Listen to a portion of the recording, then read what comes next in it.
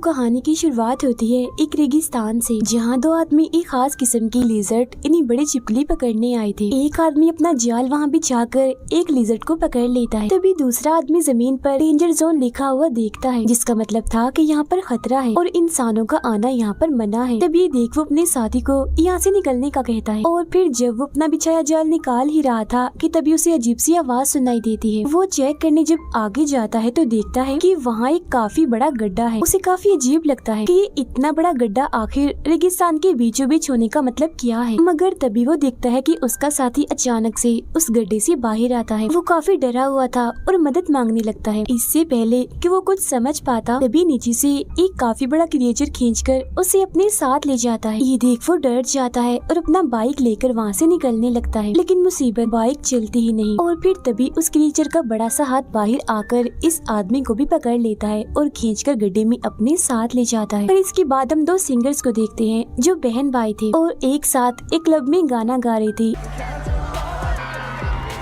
इनमें लड़के का नाम काओ था। फिर जब शो खत्म होता है तो काओ अपनी बहन से कहता है कि हम जो भी पैसे गाने गा गा कर कमाते हैं इतनी मेहनत से, उसमें से आधे से ज्यादा हिस्सा तो हमारा सीनियर ही रख लेता है, इसीलिए अब से मैंने उसके साथ काम करना बंद कर दिया है। उनकी बातचीत करने के दौरान ही वहाँ नशे की रोकथाम करने वाली पुलिस आ जाती है, जो पूरे क्लब में छापा मारती है और सभी लोगों को चेक करने लगती है कि किसी ने नशा तो नहीं किया हुआ। आखिर में उस सिंगर काओ पर ही इल्जाम लगा देते हैं कि और किसी का तो पता नहीं, मगर ड्रग फिलहाल तुमने लिया हुआ। हालांकि काओ उन्हें समझाता भी है कि नहीं, ऐसा कुछ नहीं है, मैंने कभी ड्रग को हाथ तक नहीं लगाया। मगर पुलिस उसकी बातों का यकीन नहीं करती। थोड़ा सोचने के बाद उसका शक अपने सीनियर पर जाता है, जिसके साथ उसने काम करना बंद कर दिया था। फिर अब काओ को जमानत पर छोड़ दिया जाता है। इनकी बातों के दौरान उसकी बहन के पास उनकी मॉम की कॉल आती है, जो बताती है कि आपके नाना की मौत हो गई है। जो सुन वो लोग अपने गांव जाने के लिए निकल जाते हैं अपनी मॉम से मिलने के लिए, जहां रास्ते में काओ अपने नाना के साथ गुजारा हुआ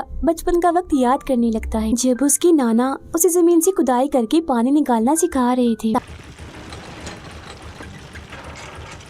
ताकि गांव वालों की पानी की जो तंगी है वो दूर हो सके। अब कुछ ही वक्त के बाद वो लोग अपने घर पहुंच जाते हैं और अपनी सारी फैमिली से मिलते हैं। तभी यहाँ एक लड़की जिसका नाम फोन था वो आती है, जो काओ की बचपन की दोस्त थी और अब वो एक काफी मशहूर यूट्यूबर बन चुकी थी। वो यूट्यूब पर वीडियोस डालती। काओ फोन से बात करने की कोशिश करता है, मगर वो उससे काफी नाराज थी और ठीक से उससे बात नहीं कर रही थी, क्योंकि आज 10 साल के बाद काओ अपने गाँव वापिस आया था। इस बीच उसने अपने दोस्त फोन से कोई भी राब्ता नहीं रखा। अब यहाँ से सीन चला जाता है काओ और फोन के बचपन में, जहाँ हम देखते हैं कि एक बार फोन के डैड काओ के नाना को वो लिजर्ड्स गिफ्ट में दे रहे थे, क्योंकि उन्हें काफी कीमती माना जाता है। ये लिजर्ड्स फोन ने ही पकड़ी थी, मगर काओ ये कहकर उन्हें पिंजरे से आजाद कर देता है कि हमें किसी को भी ऐसे कैद नहीं करना चाहिए। उसकी ये बात फोन को इतनी पसंद आ जाती है कि उनकी दोस्ती हो जाती है। फिर इसके बाद हम वापिस से मौजूदा वक्त में आते हैं, जहाँ हमें वही दोनों आदमी दोबारा से दिखाए जाते हैं जिन्हें हमने शुरुआत में भी देखा था। इन दोनों को दरअसल उसी क्रिएचर ने नीचे गुफा में कैद करके रखा हुआ था। तभी वो क्रिएचर वहाँ आ जाता है, जिसका साइज बहुत ही बड़ा था और वो काफी खतरनाक भी दिख रहा था। देखते देखते वो इन दोनों आदमियों को मार देता है। काओ अपने दोस्त फोन की यूट्यूब वीडियोस देखने लगता है, जहाँ फोन अपने 8 मिलियन फॉलोअर्स होने की खुशी में एक मुकाबला रखती है, जिसमें वो बताती है कि अगर कोई मेरे गांव की जमीन को खोदकर सबसे पहले पानी निकालेगा तो वो इस मुकाबले को जीत जाएगा और उसे बहुत सारा पैसा मिलेगा। ये बात काओ अपनी बहन को भी बताता है, जिस पर वो कहती है अरे वाह, तो फिर हमें भी इस मुकाबले में हिस्सा लेना चाहिए, जिस पर वो भी मान जाता है। जिसके बाद ही दोनों एक लड़के जो काओ का दोस्त होता है उसे भी अपने ग्रुप में शामिल कर लेते हैं। ये लोग वहाँ जाते हैं जहाँ पर फोन ने ये मुकाबला रखा था, लेकिन वहाँ पर तो पहले ही काफी सारे लोग आए हुए थे जिन्होंने इस मुकाबले में हिस्सा लिया था। सारे ग्रुप्स को एक नक्शा और एक फ्लेयर गन दी जाती है। फ्लेयर गन का इस्तेमाल उन्हें तब करना था जब वो पानी निकालने में कामयाब हो जाए। इसी बीच वहाँ एक काफी अमीर लड़का भी आता है, जिसका अपना काम भी जमीन के नीचे खुदाई करवाने का था। वो फिर फोन के पास जाता है ताकि इस मुकाबले में हिस्सा ले सके, मगर वो तो उल्टी उल्टी बातें करने लगता है उसके साथ। पर तभी काओ इधर आकर उसे रोक देता है, जिसकी फौरनी बाद फोन फ्लेयर गन चलाकर इस मुकाबले को शुरू कर देती।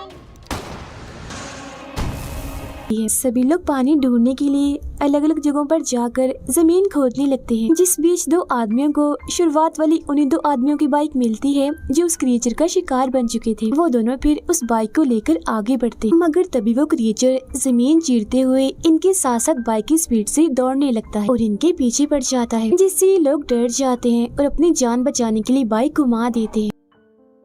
मगर वो क्रिएचर काफी चालाक था। वो इनके रास्ते के आगे एक काफी बड़ा गड्ढा बना देता है, जिससे वो दोनों जाकर उसमें गिर जाते हैं। उधर काओ और उसके साथी पानी ढूंढने के लिए आगे बढ़ रहे थे, मगर तभी उन्हें जमीन पर एक जगह कुछ प्लेट्स दिखती हैं, जिन्हें उल्टा करके रखा हुआ था। सभी प्लेट्स पर मंत्र भी लिखे हुए थे। जो देख काओ की बहन उससे पूछती है कि ये प्लेट्स यहाँ पर ऐसे क्यों रखी हुई हैं, जिस पर वो कहता है कि ये असल में एक काफी पुराना प्राचीन तरीका है पानी ढूंढने का। अगर जमीन के अंदर पानी होगा तो वो प्लेट में जमा होकर उसे अपनी जगह से हटा देगा। उनकी बातचीत के दौरान वहाँ एक दूसरा ग्रुप आता है जो पास ही में खुदाई कर रहे थे, जिनमें से एक आदमी काओ के ग्रुप से कहता है कि ऐसा माना जाता है कि इस जगह पर एक काफी बड़ा मॉन्स्टर रहता है जो बहुत ही ज्यादा खतरनाक है और उससे बचने के लिए ही इन प्लेट्स को यहाँ पर रखा हुआ है और मंत्र भी इन पर लिखे हुए हैं। उसकी इस बात पर काओ को जरा भी यकीन नहीं होता, जिसके बाद वो लोग आगे बढ़ते हैं। अब यहाँ शाम हो गई थी।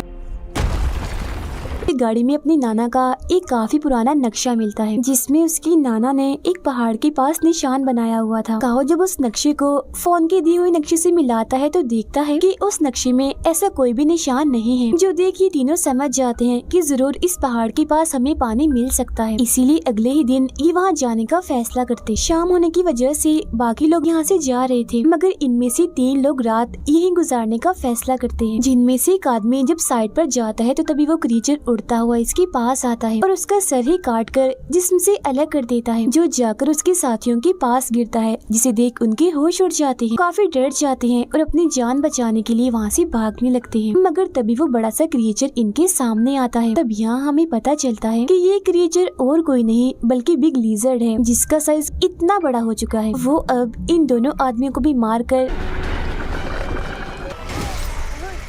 अपना शिकार बना लेता है। फिर अगली सुबह जब फोन को उन तीनों आदमियों के लापता होने की खबर मिलती है तो वो काफी परेशान हो जाती है, इसीलिए वो इस मुकाबले को बंद करने का फैसला करती है। तभी फोन का मैनेजर उस अमीर लड़के को कॉल करके बताता है कि 3 लोग गायब हो गए हैं, इसीलिए फोन इस मुकाबले को बंद करने वाली है। जिस उन अमीर लड़के को काफी गुस्सा आ जाता है, इसीलिए वो कहता है अगर मुकाबला बंद किया तो मुझसे बुरा कोई नहीं होगा, अंजाम तुम जानते ही हो। जिस उन मैनेजर डर जाता है, इसीलिए वो फोन को मनाने जाता है और कहता है कि देखो ये कितनी बुरी बात है, पहले हमने मुकाबला रखा, अब हम इसे बंद कर रहे हैं तो ये अच्छी बात तो नहीं है, इसीलिए हमें इस मुकाबले को बंद नहीं करना चाहिए। और रही बात उन 3 गायब लोगों की, हो सकता है कि वो खुद ही वापस चले गए हों या फिर किसी और ने उन्हें पकड़ लिया हो, तो हमें इन सब बातों को नजरअंदाज करके अपना मुकाबला जारी रखना चाहिए। हालांकि फोन ऐसा करना तो नहीं चाह रही थी, मगर मैनेजर के काफी कहने पर वो अपना मुकाबला जारी रखती। काओ और उसके साथी नक्शे वाली जगह पर आ जाते हैं, जहाँ उन्हें गुफा मिलती, जिसके अंदर जाने पर इन्हें एक ऐसी दीवार मिलती है जो काफी गीली थी, जिसे देख काओ कहता है कि शायद दीवार के पीछे पानी है, इसीलिए हमें दीवार को तोड़ना चाहिए।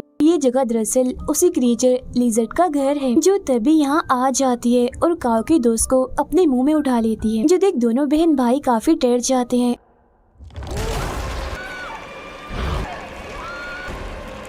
और अपनी जान बचाने के लिए गुफा से बाहर आ गए थे। फिर वो बाकी लोगों के पास जाकर सबको इस क्रिएचर के बारे में बताने लगते हैं, मगर कोई भी इनकी बातों को यकीन नहीं करता।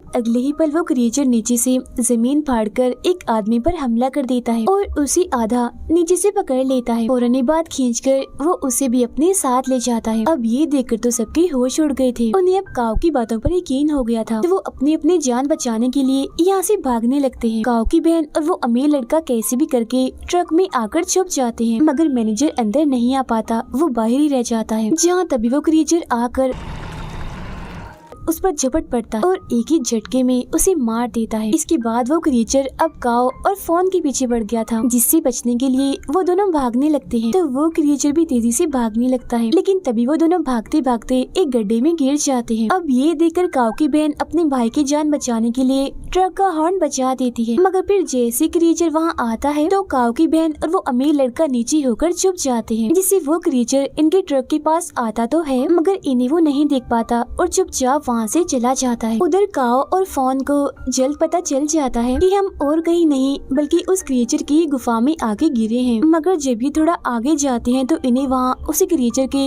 बहुत सारे अंडे दिखते हैं। यही इन्हें काओ का दोस्त भी दिखता है जो मरा नहीं था बल्कि अभी जिंदा था। क्रिएचर ने उसे भी उस मजबूत कवर में कैद करके रखा हुआ था। वो उसे वहाँ से बाहर निकालने की कोशिश करते हैं मगर नहीं निकाल पाते क्योंकि वो कवर उनसे टूटता ही नहीं। यहाँ उन्हें और भी बहुत सारे लोग दिखते हैं जो बिल्कुल ऐसे कवर में कैद थे। इन लोगों को दरअसल उस क्रिएचर ने अपने बच्चों को खिलाने के लिए रखा हुआ था। उधर काओ की बहन ट्रक से बाहर आती है तो देखती है कि वो क्रिएचर तो इनके ट्रक के ऊपर ही सो रहा है। वो चुपके से बगैर कोई शोर की आगे बढ़ती है और अमीर लड़के की गाड़ी में जाके बैठ जाती है, जिसके बाद वो अमीर लड़का भी ट्रक से निकलता है और अपनी गाड़ी की तरफ बढ़ने लगता है। मगर तभी उससे आवाज पैदा हो जाती है जिससे वो क्रिएचर नींद से जाग जाता है और फौरन ही उस पर हमला कर देता है। वो उसे भी उठाकर अपनी गुफा में लाता है और उसी कवर में बंद कर देता है। काओ और फोन दोबारा से उसी गीली दीवार के पास पहुंच जाते हैं, जिसे चेक करने के बाद फोन कहती है कि दीवार की दूसरी तरफ पानी है और क्योंकि ये लिजर्ड क्रिएचर है इसलिए शायद इसे पानी पसंद नहीं होगा, तो उसने पानी से बचने के लिए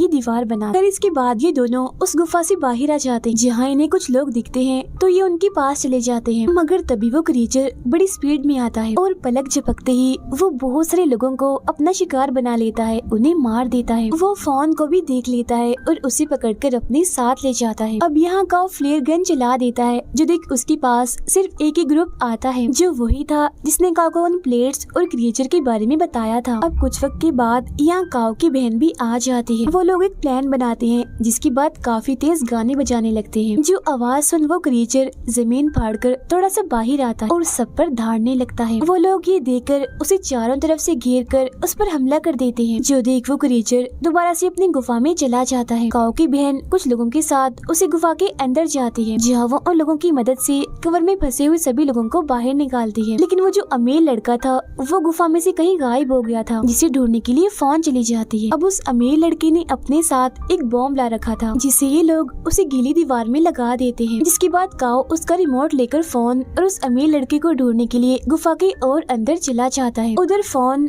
अमीर लड़के को ढूंढ ही लेती है मगर जब वो यहाँ से जाने लगते हैं तो वो क्रिएचर इनके सामने आ जाता है, जिसे देख अमीर लड़का फोन को वहीं छोड़कर सिर्फ अपनी ही जान बचाने के लिए वहाँ से चला जाता है।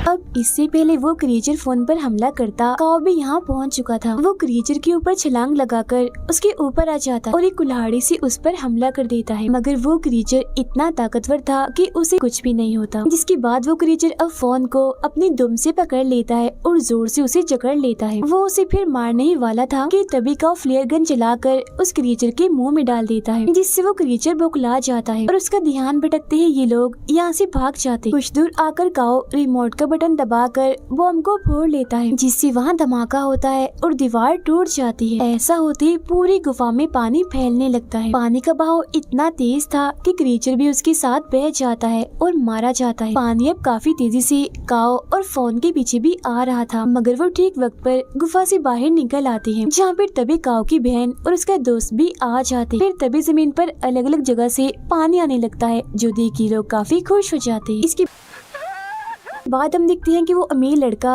गड्ढे से बाहर आता है जो अभी जिंदा था, जिसके हाथ में उस क्रिएचर का अंडा था, जिसे देख वो काफी हंस रहा था। अब अंडा होने का मतलब ये है कि उस क्रिएचर का जड़ से खात्मा नहीं हुआ, क्योंकि उसके अंडे अभी मौजूद हैं, जिनमें से जाहिर है और भी बहुत सारे लिजर्ड क्रिएचर निकलेंगे। और इसी के साथ ही ये फिल्म यहीं पर खत्म हो जाती है।